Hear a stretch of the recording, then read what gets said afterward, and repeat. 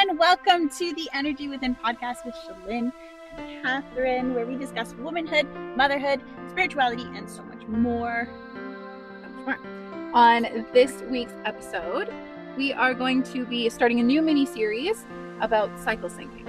So please join us in our discussion about improving your relationship with the menstrual phase. And this is a conversation for everybody of all genders. Mm-hmm. So please don't shy away. Because I was thinking, like, yes, we have people who have their menstrual cycles, right? And there's people who don't have menstrual cycles, but also have people who do in their life. Yes, absolutely. So this is for educating and inviting new conversation and spreading information. Or reminding if you happen to be one of those people who do. Yeah. I'm very excited. It's a topic we're very passionate about. Yes. This whole only as of recently. Within like the last 2-ish years we've been educating ourselves, each other, and incorporating cycle syncing into our everyday lives. Yeah. From the way we work out to eat to activities that we plan, things like that. Exactly. Yeah. Good tool to have in your toolbox. In your utility belt of womanhood. Oh, utility. No. Utility. There we go. Utility belt. This is the first pouch, which is your menstrual cycle. I'm going to make us a cute graphic. So you kind of were first introduced to this. This is a topic that we both are very passionate about, but we kind of learned about it separately. Yeah. And then we were like, hey, have you heard about this? And the other person was like, yes, in fact, I have. I have. So you learned about it from a creator named Jen Pike. Yes. I don't exactly know if she's some kind of doctor or something. She's not a doctor, but she has a lot of knowledge in like women's reproductive and hormones within women and all that stuff. She does so like she has her own services where she can do this thing called a Dutch test. I do remember that, where it basically checks all your hormones in your body, but more specifically for how it is affecting your cycle. And then she can tell you what you need to work on, what you need to do less of, that sort of thing. But she offers a lot of content advice on Instagram. I think that's where I learned a lot. I think she also speaks a lot about perimenopause and menopause as well. She does. Which we're not in that phase of life yet. No, but I feel it's going to be way closer. I don't know why I'm like terrified. I'm so terrified of it for some reason. I have no idea why. We can definitely talk about that in a future episode for sure. Because I have a lot of fears about it as well. Yeah. And it's just like the menstrual cycle, it's not talked about. It's not. It really isn't. You occasionally see a flash of it in a movie and it's made a joke of. Yeah. But we should definitely research that, talk about that, educate ourselves about it. But today we're talking about the menstrual cycle. So let's do a little bit of a introductory mini deep dive into cycle syncing and what it means. So basically cycle syncing, it's meant as a tool to help align your life to the natural cycle of your body. So the world is run on the circadian rhythm. I believe that's the right word. Yeah. A 24-hour cycle. The sun rises, the sun sets. And that is how the male hormone makeup is made up. Yes. So men wake up in the morning, they have their highest hormones around 3 p.m. Their hormones start to die down. Yeah. Their energy levels drop. Yep. They go to bed in the evening. It restarts all over again. Women do not run on that same cycle. We have a 28-day cycle versus the 24-day cycle. And there is a word like circadian rhythm. I can't remember what the word is. It's a different word though. Yeah. And that's our cycle. We run on more of a moon phase. So the moon runs through 28 days of phases, new moon to full moon, all the way through. And that is how women's hormone cycles work as well. There are 4 main phases in the moon cycle. There is, and you can see this in the sky. This is spiritual, but it's also very literal. You can see it in the sky. So there's the full moon, the new moon, the waning moon, and the waxing moon. Yeah. And that can be applied to your entire menstrual cycle, not just your period, because there's 4 phases in your menstrual cycle. There's the menstrual period, which is when you're bleeding. your luteal phase, your follicular phase, and your ovulation phase. And then an additional way to think of it as well is winter, fall, spring, and summer. So your menstrual phase is winter. It is when things are dead. Your menstrual phase, you're shedding a lining literally, and you can use it spiritually as well to kind of detox and shed mental things that have happened to you in the last month. The menstrual cycle, our periods, have often been looked at this like awful, horrible time. And some of us were raised to think that it's like the worst thing that could possibly happen to us. Yeah. And for some of us who experience bad cramps and things like that, it is truly a terrible few days in our lives. Yeah. But if you can align with it, you can also see how it can be this really beautiful spiritual experience. Absolutely. Yeah. I love using my menstrual cycle as well as like a spiritual kind of thing. So a lot of times I'll do more going within and like meditating and journaling. I do a lot of journaling and just like releasing, kind of like reflecting, I guess, reflecting on the past cycle, what all has transpired since the last time, where I'm at now, and what kind of I want to go forward for the next cycle. Yeah. Yeah, a lot of going within. Releasing, literally releasing. Shedding. letting go. So just to give you a quick kind of information spiel about hormones. So throughout the course of the month, somebody who has a menstrual cycle will experience an uptick and a decline in certain hormones. 5 hormones? Yep, 5 hormones. So would you like to take it away about the hormones? Oh, yes, sure. Yes. Okay, so one of the first ones is the follicle stimulating hormone. So this stimulates the ovary in preparation for ovulation. The luteinizing hormone triggers the ovary to release the egg at ovulation. Estrogen prepares the uterus with the lining for potential pregnancy. It's making a little safe spot for the fertilized egg to live in and grow. Progesterone helps to thicken and maintain the lining. So again, that's to make a safe home for a potential baby. If no fertilized egg happens, then the progesterone drops out, and then it triggers your bleeding. And then you have testosterone. Typically, women don't have a lot of testosterone, but we have a tiny little bit. It usually spikes up during ovulation, and it helps with libido to try and get that baby. Because regardless of whether you personally want a baby or not, your body does. Exactly. And so I saw this reel once, which actually kind of like painted this really cool picture, and it was this girl acting as the different hormones, and it was amazing. So in one scene, she's like hanging up red streamers, and the other hormones are all having a conversation with themselves, and they're like, okay, like we're getting close to like party time. I think I've seen this one. It's so good. And we're getting close to party time. Like, who's gonna tell her? And like she's getting ready for this party, and she's putting everything up. And then the other hormone walks into the room and is just like, hey, so like no one's coming. And then I don't know which hormone it is, but she just starts tearing all the streamers off the wall. And that is to symbolize what your internal body is doing. Yeah. Your uterus, your body is very mad that there's not a baby. Mad, yeah. And so when you experience cramps, it's your uterus pushing, contracting it out. Yeah. And so it's funny, but it also sucks. It's funny. It's a funny analogy and visualization. And this is something that we haven't like actually talked about.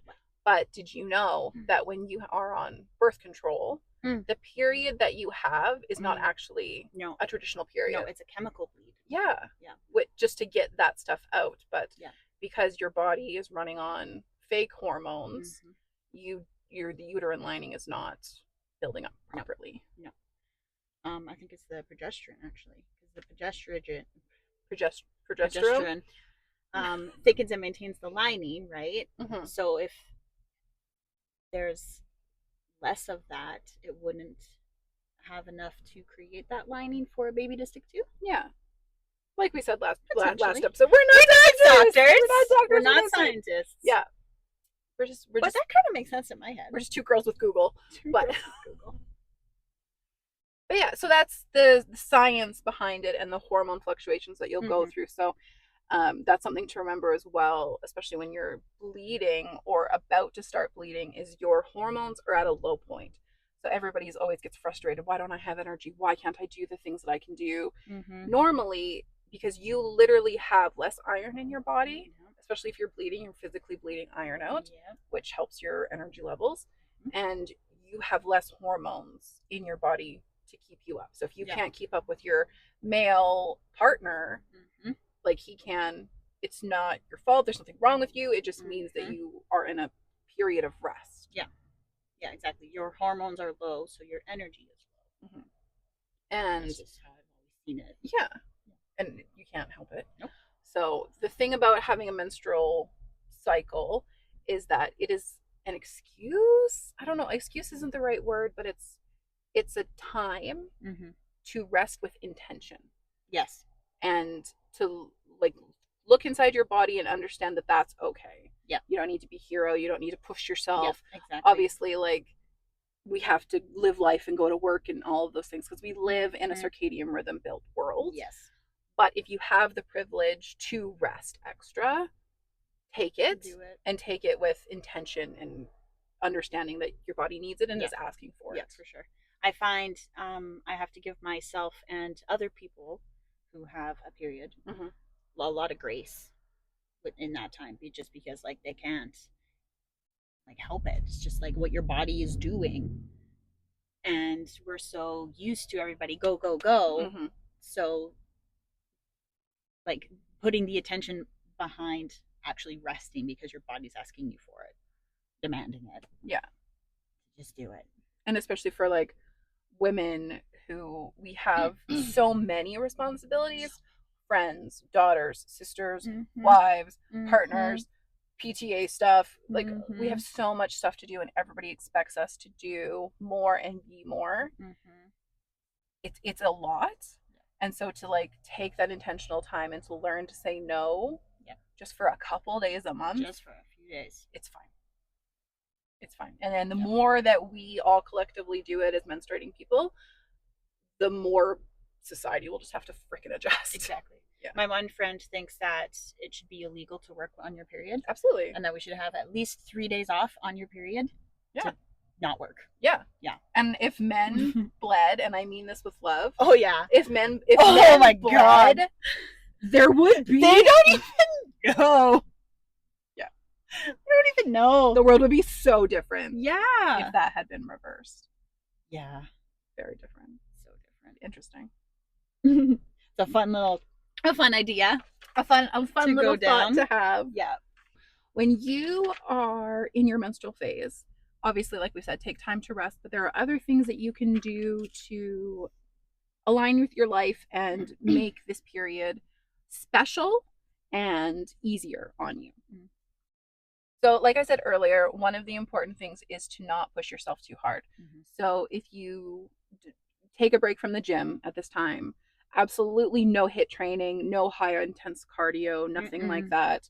This is not the time. Yeah, this is not the time to be getting in those hard sweats. If you do want to still move your body, do it day 3. Like day 1, you shouldn't be like really doing anything if you can avoid it. Day 2 is a little bit better. You can do some light yoga, you can do some stretching, you can go for some walks if you're feeling up to it. But then like progressively as you move through your period, introduce like more movement, but really just like sit with your body and be intentional about it. On that note, I find because like I am a mom and I still have to do the things, I just do the things slower. Yeah, that's a really good note. Right? So I move around the house slower. I make breakfast slower. I take the boys to school slower. Yeah. Right? I go slower, and then eventually when I start feeling my energy coming back, I do it at my regular speed. Yeah, I really love that. Yeah. And so like give yourself more built-in time too. Yeah. So that you're not rushing, so that you can have that slower pace in your day. Just move slow. Yeah, I love that. That's a good way to think about it. Also, like limit your social interaction as much as possible. Don't accept every single invitation you get. New moon or the full moon. One of them is for community and gathering, and the other one is for like introspection. It's probably new moon introspection. Yeah, I think so too. Full moon is gather around the full moon and dancing. Yeah, dancing under full moon. So it can't be full moon. But yeah, so kind of like don't feel obliged to make that the week you go out to dance and go for drinks with your friends, because you're not going to have the energy, you're not going to have the hormones. Not that you can't do it, but if you and your friends are all in a similar cycle, which is something that we finally accomplished after 20 years, God, that took forever. It took so long. That took so long. Then yeah, you can align your social schedule to that as well.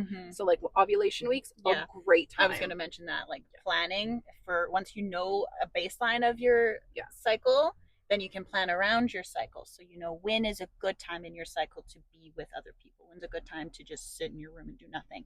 When's a good time to get some shit done. Yeah. When you need to like bunker down and get it done. Yeah. Right? I used to be a wedding photographer. I guess I still technically am, or I'm coming back to it. And I cannot tell you the number of brides that got their period on their wedding day because they did not schedule, because nobody knows about this stuff, right? Like lots of people don't know about tracking their cycles and things like that. So they just pick a day and this is the day I'm getting married, and they don't take the time to think. Yeah. But when my friend Trish and I were planning a Vegas trip in May, and hopefully you're going to come with us. Okay. And yeah, she's getting married. And so we were both like, okay, where are we going to be at in our cycle? Will we be bleeding for this trip? I can't tell you the amount of times I've gone to Mexico or something and I get my period for at least half of the trip. Yeah. It sucks. It sucks so much.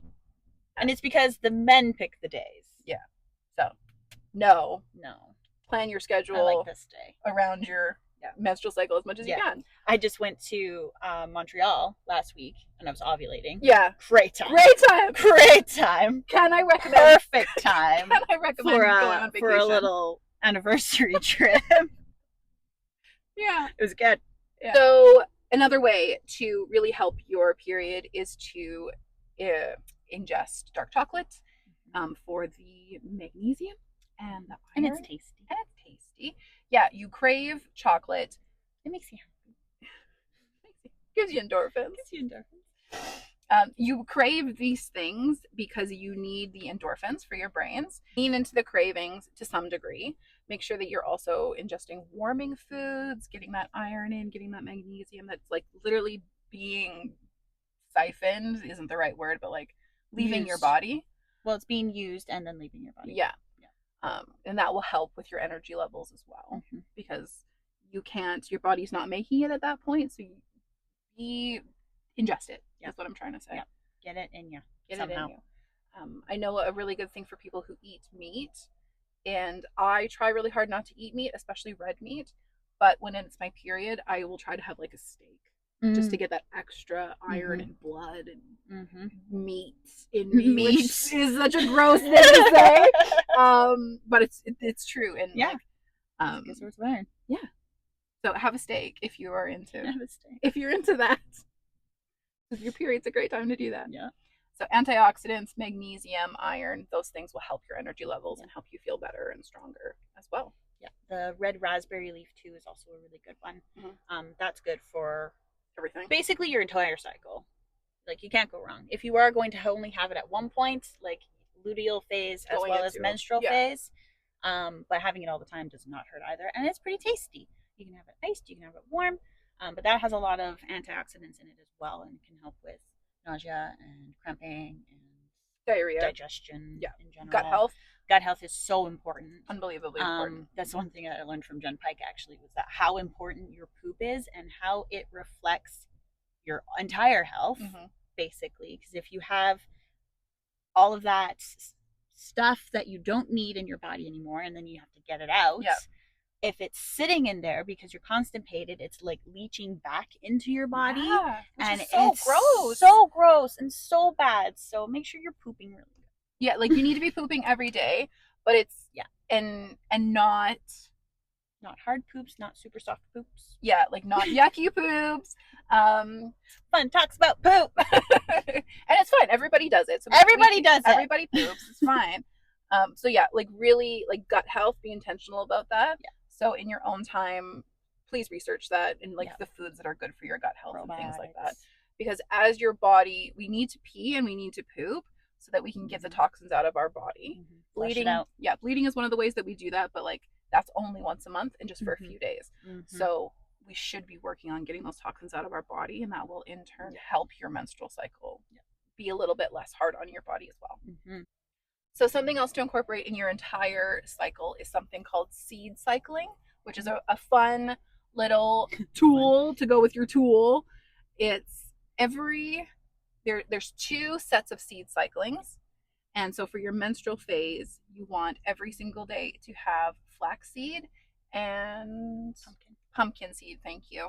So those each individually help hormone production and help kind of balance you out. And we learned that from Jen Pike as well. We did learn that from Jen Pike. How do you, let's talk about how to get that into your body. How do you do your seeds?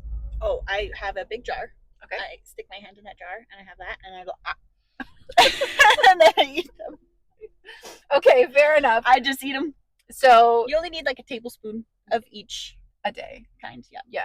So you don't do flax seeds. I don't. You're a bad girl. Oh, it's mainly because I don't like flax seeds on their own, and I don't. Nobody does. I don't like make smoothies all of the time to like get it in that way. So I was just like, pumpkin seeds seem to work out, or just the one of the 2. Yeah. Same with sesame. So like flax seeds are really tiny, and sesame seeds are really tiny.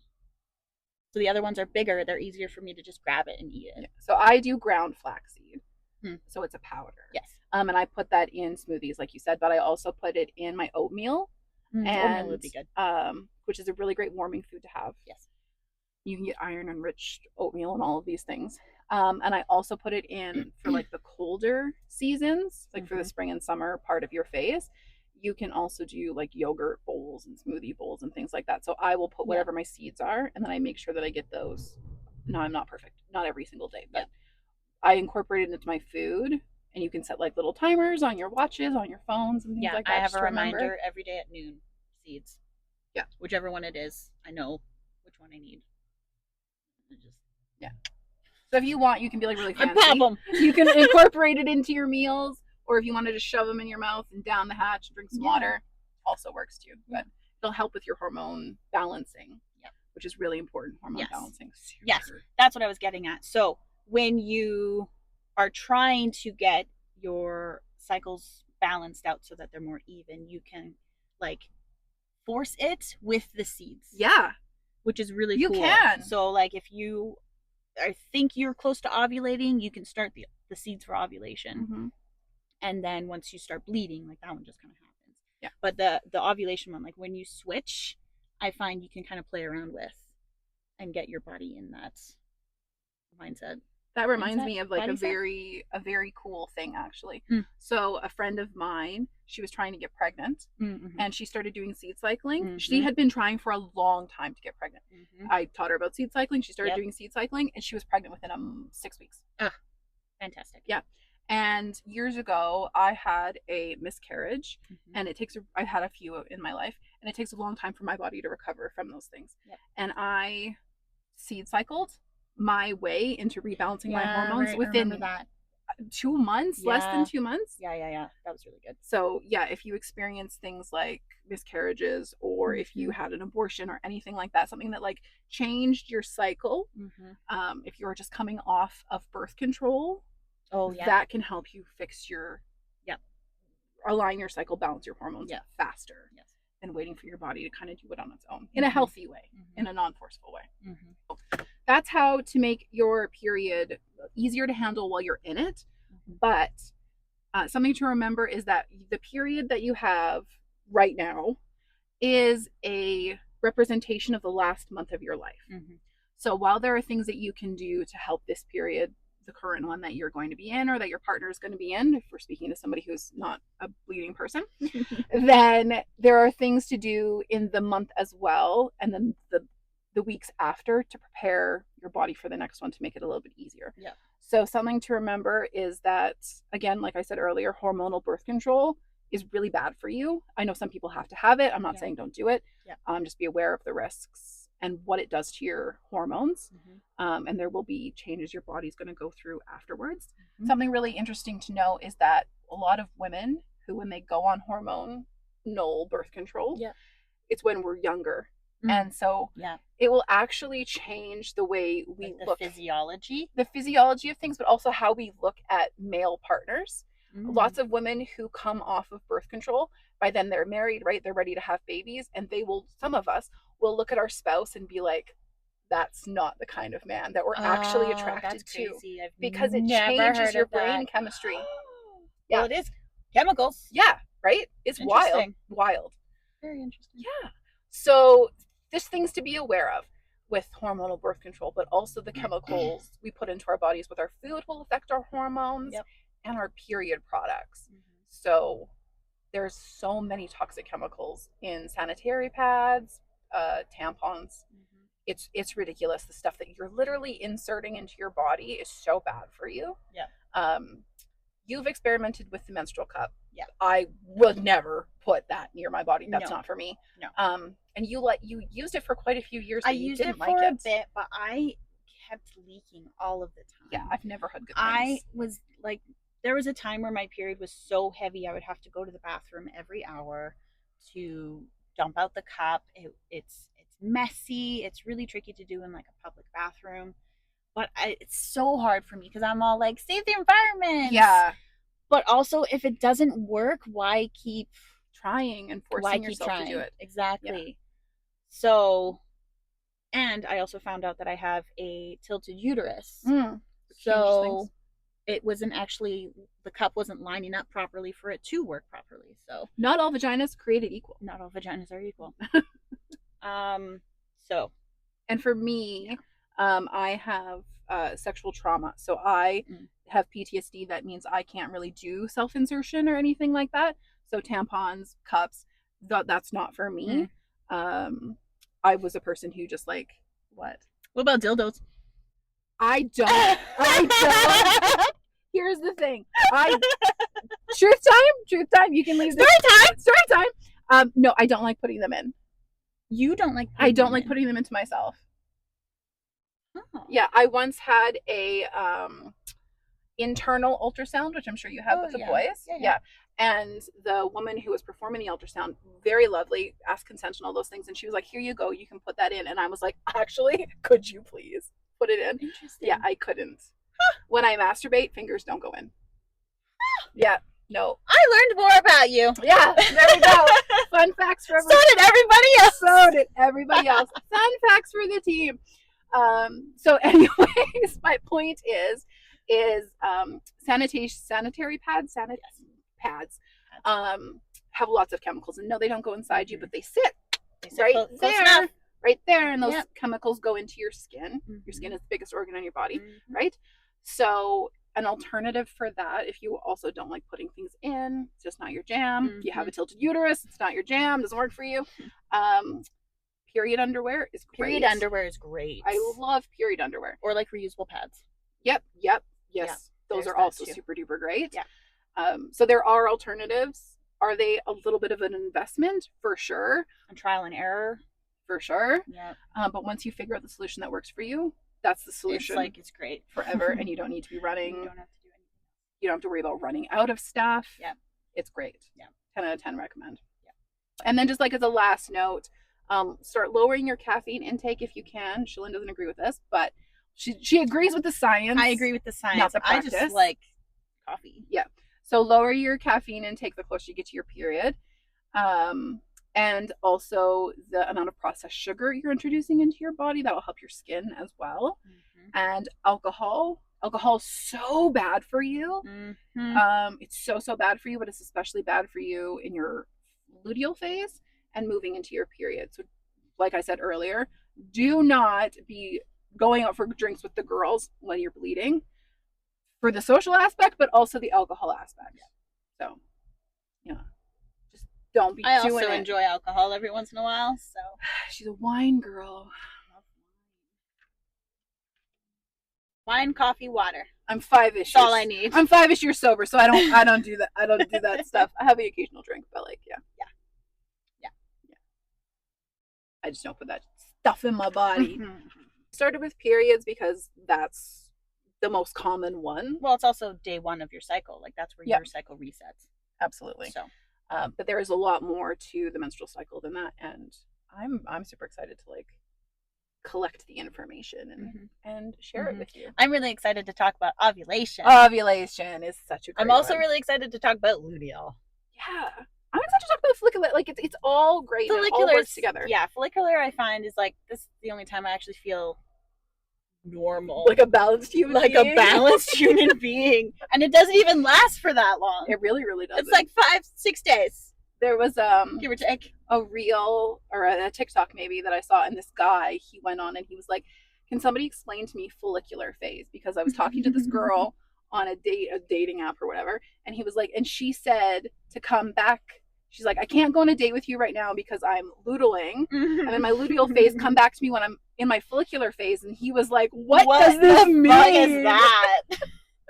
So yeah, it's very important if you're trying to date somebody or if you're new and you're like, why is she losing her mind? And that, like, and the conversation and communication about your cycle with everybody else is so important. Yeah, absolutely. Because then they can show you that grace. And there was a time when we were not on the same cycle. That was rough. That was so much fun. We were trying to launch this podcast. We were writing a book together. We were like doing flip-floppy. And she'd come over and she'd be ovulating, and she was like, she had all this amazing energy. And I was just all done. I was not in it. You would tell me so much. You need to come down. Yeah. And then we'd flip, and then she'd be like curled up in a ball in the bed, and I'd be like, we need to do the things. So it's a good conversation to have. Thank you for joining our conversation about the menstrual phase. We would love to hear your thoughts, your experiences, all that stuff. Please connect with us on socials. You can find us at the Energy Within podcast, and that's on all platforms. We're everywhere. Instagram, YouTube, those are our main two. Our next episode is a very exciting one. It's gonna be a different one. It's gonna be a different one. We've already started planning it. We have started planning it. Yeah. But yeah, the next episode is gonna be. So I think I'm bi, which we are. So come back for that. Us figuring out our sexuality, embracing it, coming out to each other, and how that all came to be. And we're gonna talk about how we always knew, but we just didn't know how to put a label on it. Yeah. Exactly. Yeah, it's gonna be a good one. So we'll see you in the next episode. And thank you for joining us. We hope that you see your power today.